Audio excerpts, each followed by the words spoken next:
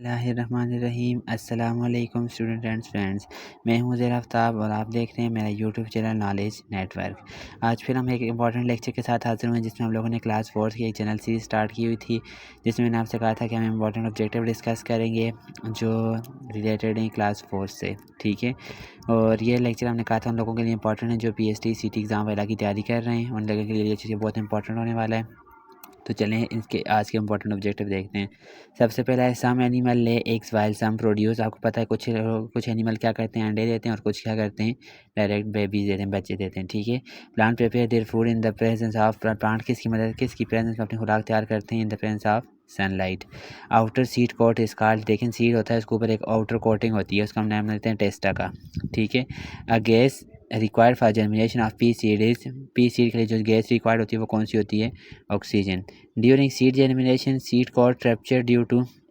हमारे पास seed germination के दौरान जो सीड कोट होता है, जैसे हमने अभी टेस्टा का नाम दिया है, वो रप्चर वो ऊपर से हट जाता है। किस वजह से, मैसिव एम्बिशन ऑफ वाटर, ज़्यादा पानी होने की वजह से। ठीक है, उसके बाद है seed is transform into plant by the process of seed. जब प्लांट के अंदर ट्रांसफॉर्म होता है इस प्रोसेस को क्या बोलते हैं, ग्रोथ। उसके बाद है locomotion is dash of the body. Locomotion क्या है जी, लोकोमोशन क्या है जी, मोशन ऑफ द बॉडी। उसके बाद है presence of two vertebral column and hairy skin are the characteristics of. Vertebral column ठीक होना और हेयरी स्किन होना, ये किसी एग्जांपल है मैमल्स की। ठीक है, जिस तरह ह्यूमन वगैरह है। Human baby is similar to, human baby is similar to human, this property is called human baby. जब पेरेंट्स की जो कैरेक्टरिस्टिक है वो ऑफस्प्रिंग के अंदर, बच्चों के अंदर ट्रांसफर प्रोसेस को हम क्या बोलते हैं, हेरिडिटी। अब ह्यूमन बेबी जो है ह्यूमन के साथ सिमिलर होता है, इस प्रोसेस को क्या बोलते हैं, हेरिडिटी मटीरियल। ठीक है, उसके बाद है द गिवन डायग्राम रिप्रेजेंट। आप ये देखें डायग्राम में क्या है, छोटा सा बच्चा है, फिर बड़ा हुआ, ये सारा क्या शो कर रहा है, ग्रोथ को। Pupa is transform into adult. ठीक है, प्यूपा बच्चे को बोलता है, वो किसके अंदर ट्रांसफॉर्म होता है, एडल्ट के अंदर। ठीक है, the eggs float on water in jelly mass and the jelly is called. जो हमारे पास एग्स होते हैं जिस तरह फ्रॉग वगैरह के, जो उसके अंदर फ्लोट कर रहे होते हैं, उसको हम किसका नाम देते हैं, स्पान का। ठीक है, final stage tail become smaller and finally disappear and frog enter the.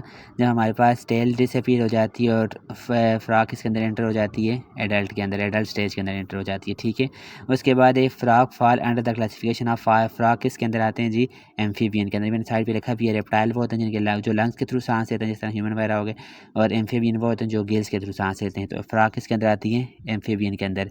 Amphibian live both in water and on land. Amphibian water और लैंड दोनों के अंदर रहते हैं, जिस तरह फ्रॉग ही बेस्ट एग्जांपल है आपके पास। Which one of the following is non living. तो इन सब में से नॉन लिविंग कौन है जी, कार।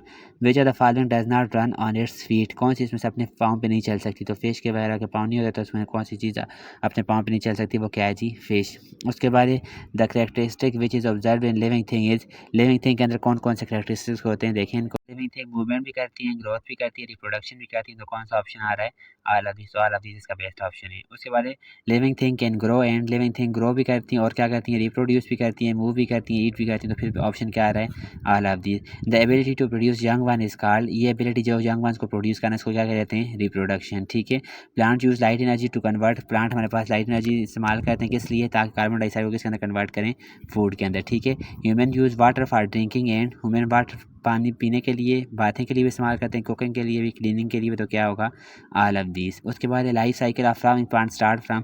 जो लाइफ साइकिल है फ्लावरिंग प्लांट की वो कैसे स्टार्ट होती है, सीड से। ठीक है, dash help human to breathe. Human को सांस करने में कौन मदद देता है जी, lungs. Which part of human body takes oxygen in air and send into the whole body. कौन सा पार्ट है जो ऑक्सीजन लेता है और पूरी बॉडी के अंदर उसको पहुंचाता है, तो वो कौन है, लंग्स। डैश है the big source of energy. तो लाइट हमारे पास सनलाइट हो या लाइट हमारे पास बिग सोर्स ऑफ एनर्जी बाकी के मुकाबले में। अच्छा, which are the following is the correct option. इनमें से करेक्ट ऑप्शन कौन सी है, dog produce puppies. Dog puppies देते हैं, उनको बच्चों को पपीज़ कहा जाता है। Rose plant produce baby rose plant, जी के जी, रोज़ प्लांट बेबी रोज़ प्लांट भी प्रोड्यूस करता है। कैट प्रोड्यूस कैट के बच्चों को किटन कहा जाता है। तो फिर ऑल ऑफ दीज ही है। The different stage which living thing goes through during its life is. Different stage के अंदर जो लिविंग थिंग अपनी लाइफ के अंदर गुजरता है उसे हम क्या बोलते हैं, life cycle. A continuous increase in size of living thing is called. Bar bar size का बढ़ना लिविंग थिंग के अंदर, मतलब मुसलसल साइज़ का बढ़ना, ये क्या आता है, ग्रोथ। जिससे आपको पीछे पिक्चर भी एक बताई हुई है।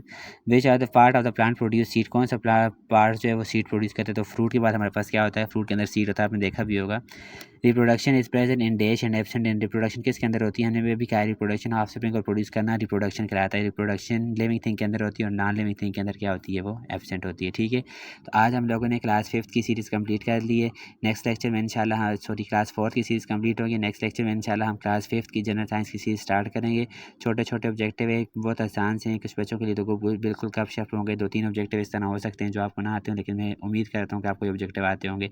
लेकिन जो स्टूडेंट है क्लास 4th के, उनके लिए इंपॉर्टेंट है, उनको देखना पड़ेगा कि हमें किस तरह से चीज़ों को पढ़ना है। ठीक है, जिस ऑब्जेक्टिव की आपको एक्सप्लेनेशन रिक्वायर्ड हो कमेंट सेक्शन में बता दिया करना, आपको पूरी एक्सप्लेनेशन प्रोवाइड कर दी जाएगी। मैं सिर्फ जनरल व्यू दे रहा हूँ इसका, ताकि आपको ऑब्जेक्टिव का आइडिया हो एग्जाम में किस तरह का ऑब्जेक्टिव आता है। कुछ ऑब्जेक्टिव के आगे आपने देखा होगा लिखा होता है PhD CT, वो ऊपर लिखा भी होता है साथ साथ। अच्छा, साथ साथ गौर किया करें, जिस ऑब्जेक्टिव के साथ PhD CT लिखा तो आप उस पर खुद अंदाज़ा लगा सकते हैं कि ऑब्जेक्टिव इंपॉर्टेंट है, प्रीवियस पेपर में आया हुआ है। थैंक यू सो मच, मिलते हैं नेक्स्ट वीडियो में जिसमें हम लोग क्लास 5th की सीरीज स्टार्ट करेंगे। अपना ख्याल रखना है, दुआ में याद रखना है। अल्लाह हाफिज़।